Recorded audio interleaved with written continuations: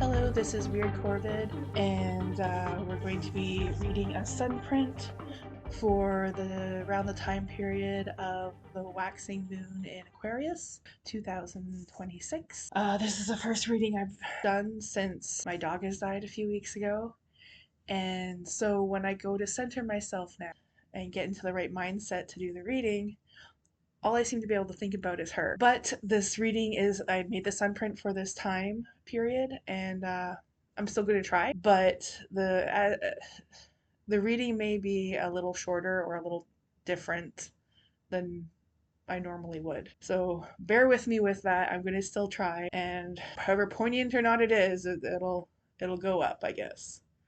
Because the only other option is to not do it, and then the print is for nothing. So, one of the first things I notice is there is a lot of clutter on the east side of the print. And a lot of it actually looks almost like writing or like some sort of symbolism. The north is relatively calm in comparison, and then in the west we have this big sort of shape. So what it's saying to me just with that is that there's a lot of mind chatter of some sort, and very sort of intellectual in a way. Are you reading a lot? Are you studying a lot? Are you learning something new? Are you connecting with writing or symbolisms in some way, shape, or form? But on the other side of that is this strong emotional push coming from the West. I don't know if that push is negative, positive, indifferent, but a strong emotional push coming from the West. And I don't know if that push is to encourage whatever this mental chatter is, like almost like a learning or something going on there, or if it's trying to push it out. I don't really think it's trying to push it out. It's almost like they're connected in the middle. And actually, quite frankly, now that I'm looking at the middle, between the shape from the west and some of the shapes from the east, is creating a heart negative space in the middle. So that's interesting. And actually that heart is almost dead center of this ink blob. So combining your intellectual brain along with your emotional, maybe it's your emotional intelligence. So you're combining your intelligence to be in harmony with each other. It's a possibility. I really feel like there is something near the east, like near the letter E on the east side of the paper. There's like this almost sort of A or Eiffel Tower shape, pointy shape, alongside this sort of curved bow shape, and in the middle, between the two of them, there is a round circle. And that round circle is saying, I'm not moon or solar, like moon or sun. It's a rising moon or sun. That bow shape sort of being the horizon in a way, almost like a reverse horizon, but maybe there's mountains or something, I don't know. And that pointy shape I was originally saying, that's sort of like the Eiffel Tower or an A. It's almost sort of giving like a surveyor's what do you call it? I'm not sure what you call it, but like the tools that they use to survey the land, that type of thing. All in all, it does sort of seem like the East is talking about learning something new, maybe having some aha moments, being heavily fueled by emotions, and that harmony between the two. I know I've gotten a similar, like what I'm describing here is reminding me of like when I when I am learning something new that I'm really interested in, and you're getting those aha moments, and you're making the connections, and you're just in the zone of learning something new. You're in, and it's all hyped up and fun and good energy, and that's sort of what I'm getting from this. There's lots of new ideas and connections going on here. Some of it through book learning or that type of learning, and some of it through connecting the dots yourself. But the north is relatively calm in comparison. There's the odd shape up there and they sort of fade out towards the top. It feels like right now most of the energy is internal, is in that mind space, in that emotional space. And it's not really being translated to the outside world. It's losing its oomph as it gets to possibly being projected out into the outside world.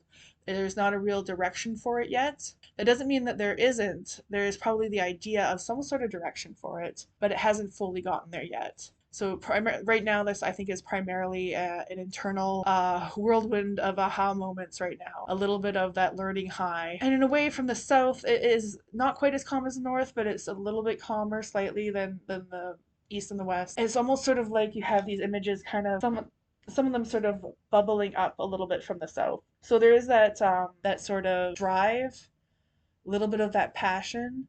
It's primarily being driven by emotions, I think, right now, and just learning in general. But there's a little bit of that drive, that solar plexus, that passion bubbling up and keeping it going. Every time you learn something new, it just like bubbles that motivation to keep learning a little bit more.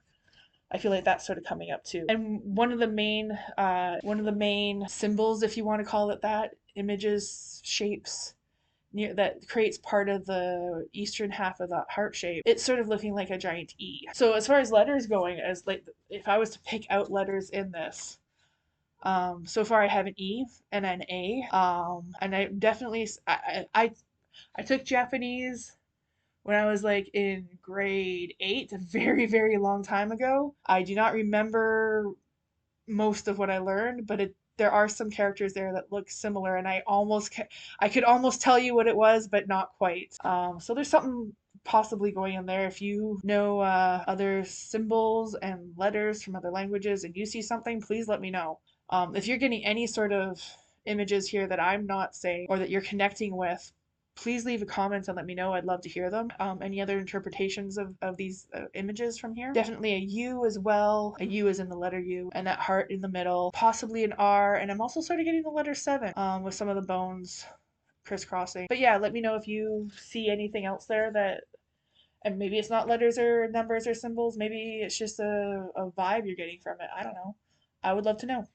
I'd love to know what other people are getting from this, if anything. But anyways, let's move on to the cards. For the past influences, I have the Death card from the Halloween Oracle, and it says the internal cycle begins here. And in that card, the yellow of the moth does sort of correlate with the yellow of the ink of the print, and the yellow is near the core of the moth, and it has this shape on the back of the moth. It's not a heart, but it sort of is reminiscent of the darker yellow heart in the middle of the print. So I'm seeing that.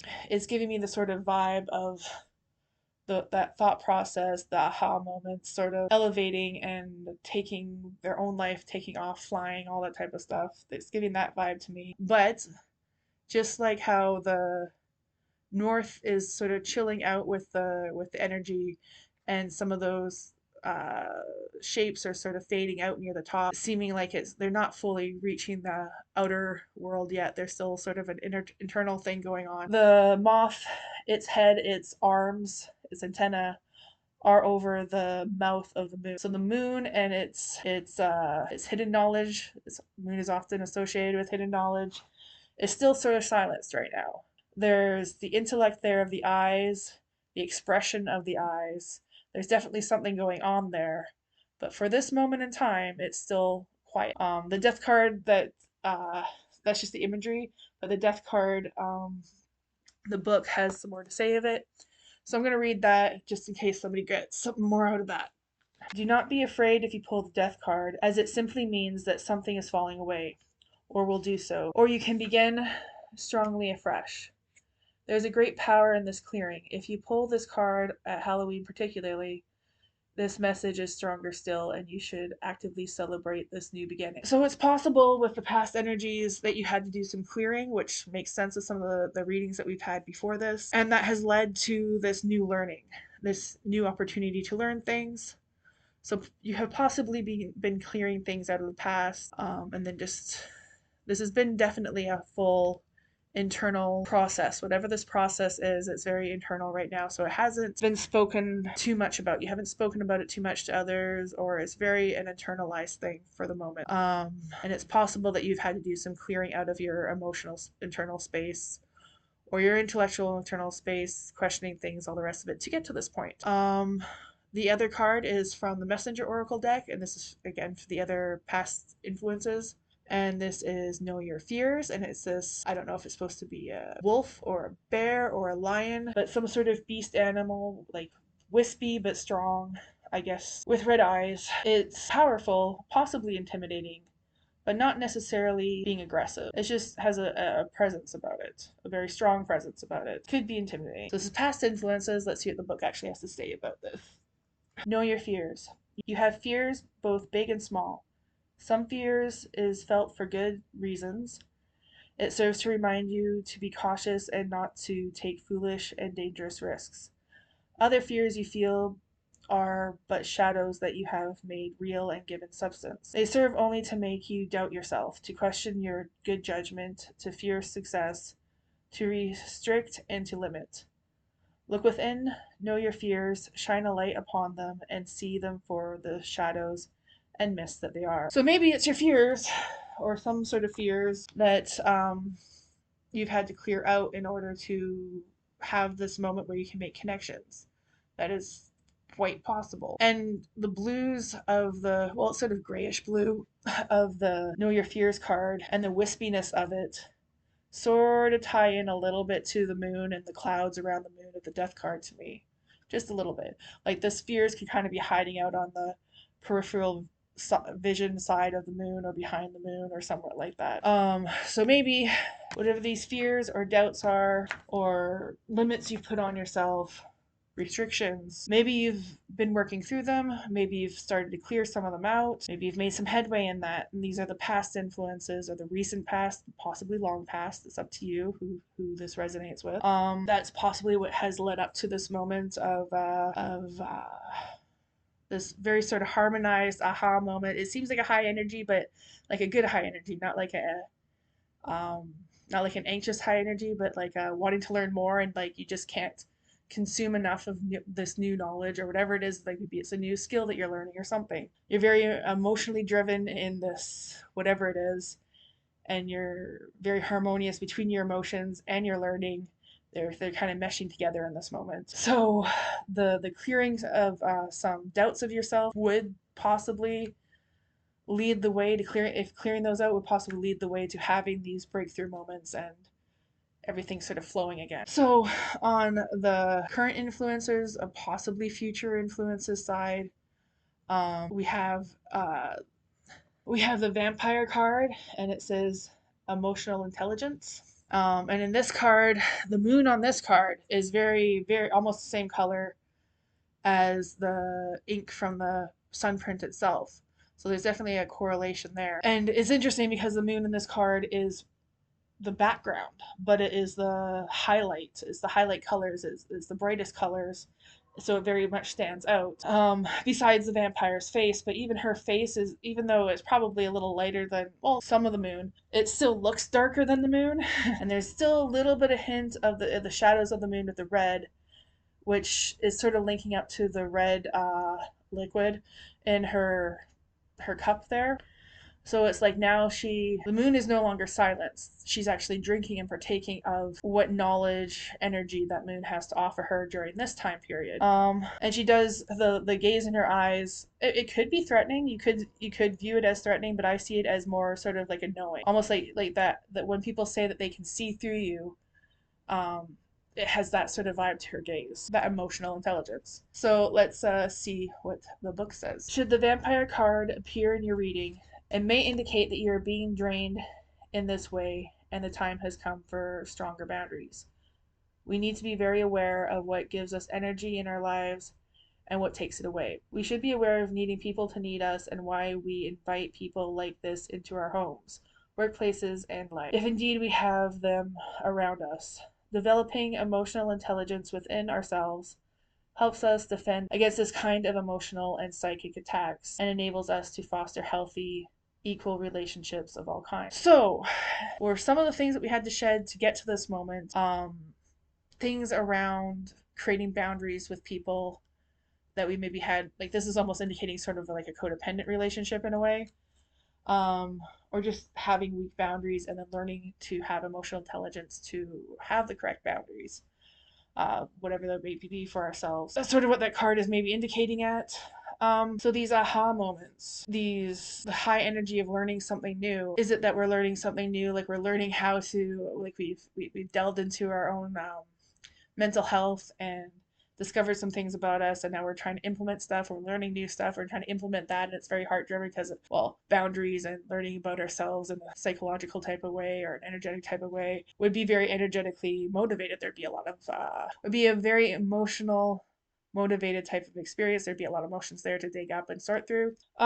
Or is that you just needed to have boundaries with certain people in order to explore the things that you wanted to explore. Maybe you're being shamed or ridiculed for wanting to learn something that other people didn't really like, or they thought was a waste of time, or whatever it might be. Or maybe it was a new hobby that you just didn't get to do with other people. Now you get to do it in on your own time. Something's going on there where you've had to let go of some things in order to get to this spot of learning and all the aha moments, some sort of fears or restrictions you put on yourself that involves emotional intelligence, that involves having to use your boundaries because so that you're not being drained of your energy. The other possibility is this, I did say that this learning was high energy, but it seems very harmonious. Maybe if you take it too far, or you take it to the wrong people, it can start to be draining. The energy that, or you're learning something new and you're learning it with other people and they're almost feeding off that energy because you have all this heightened energy now that you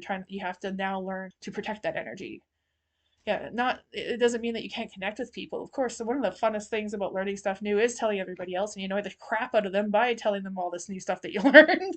So rein that in a little bit maybe, and be selective about who you're talking to, and how much you talk to them.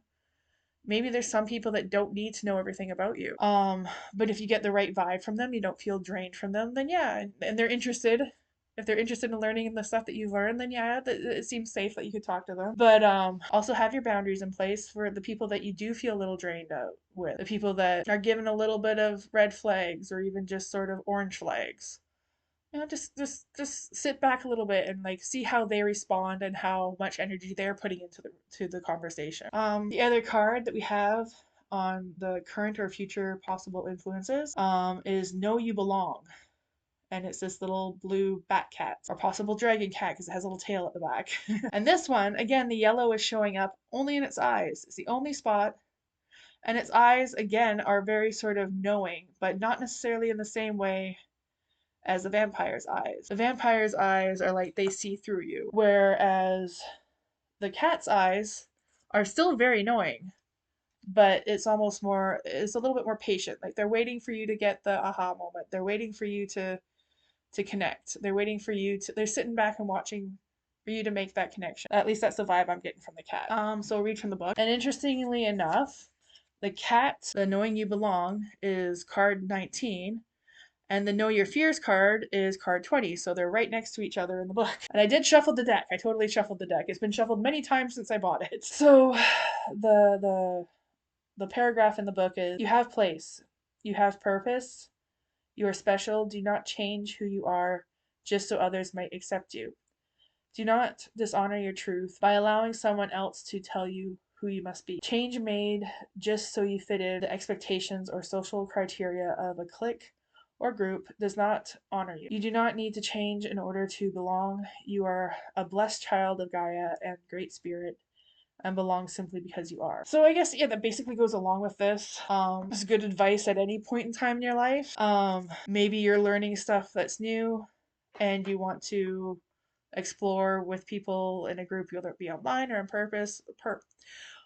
online or on purpose. I keep saying on purpose. Maybe that means something, but online or in person, some sort of group, and wanting to learn more from people that have more experience with whatever it is that you're learning stuff new about, or a skill set or whatever it might be.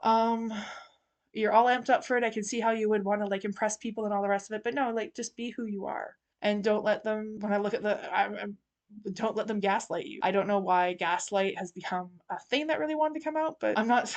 And at the same time, I don't want to discourage anyone from learning from new people and making new friends that are interested in the same things you're interested in. But don't let your enthusiasm for it blind you with people that might be, you know, showing a few red flags or even orange flags or whatever you want to call it, or yellow flags in this case, with the bright yellow and the oranges on the in the cards that are showing up as well as the print. It seems like the internal energy that you got going on with all your aha moments and being emotionally driven and like learning all the new stuff is very harmonious, very high energy, very innocently good. Like you're on a little natural high and there's like nothing wrong with it. It's all good. But when you go to share that high energy with other people, sometimes you got to be careful with that. And it doesn't mean to just not share with other people, because you can have some really good synergy when you do that with certain people when they're the right people, but don't let people take advantage of that either. Don't be blinded with your high energy and your enthusiasm for all this. Still know what your boundaries are and just tread carefully, but still, like, this is the type of energy that you don't want to just keep to yourself, or like if people care about you, they should want to know what makes you happy. So yeah, with like the cat card is saying is know you belong, but also like be yourself. Don't try to fit in. You belong as you are anyway. So don't try to impress other people with your knowledge or anything else. Bubble over and gush over the stuff you're interested in, because if they're interested in it too, they're going to want to hear it, even if it's stuff they already know. I'm sure they can, if they're a decent person, they can appreciate your appreciation for the topic or the skill set or whatever it is. And be careful of the people that might love bomb you or gaslight you or try to manipulate you or just sort of suck your energy dry.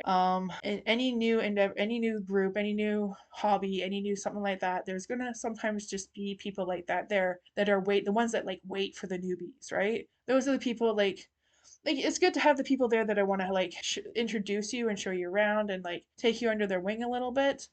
But you got to know the difference between the people that just they'll help guide you and take you under their wing, but they're not going to tell you what to do. Whereas there's the other people that wait for the newbies because they're like totally willing to like take advantage of their not full knowledge of everything yet. And sometimes that knowledge and not full knowledge of things might not be anything to do with the skill set or the subject matter, and be completely about the social dynamics, which has nothing to do with the thing that you're actually all interested in. And these energy vampires might just be looking for someone new that has all that energy to give them. And sometimes it might be something that they're not even aware of. They just see it as a muse of invigorating new energy that gets them reinterested in things. But if they're sucking that energy away from you, you got to be aware of that. Pace yourself with those people so you can figure it out. Because some people are being there and they're genuine and they just want to make sure that you're comfortable in the group and you're learning new things and you're not going to make any major pitfalls, but they're not trying to control you either, and they're not trying to make you fit their circle. In any case, I hope some of that made sense. I'm not sure if it did or not. Hopefully it resonates with somebody, and all this good energy, at least internally right now, it seems really nice. This flow and harmony between your emotional self and your intellectual self, bubbling up with some passion and drive there. Not quite making it to the real world yet, but that's okay. Just take your time with learning and enjoying this momentum and having all these aha moments. These, to me, this is one of the best parts of life, is when you're in this mindset. So if you're in that mindset, I wish you all the luck, and hopefully you get some good insight. In any case, I think this is the end of this reading. So have a good night or a day or wherever you're at, and hopefully you'll come around to the next reading.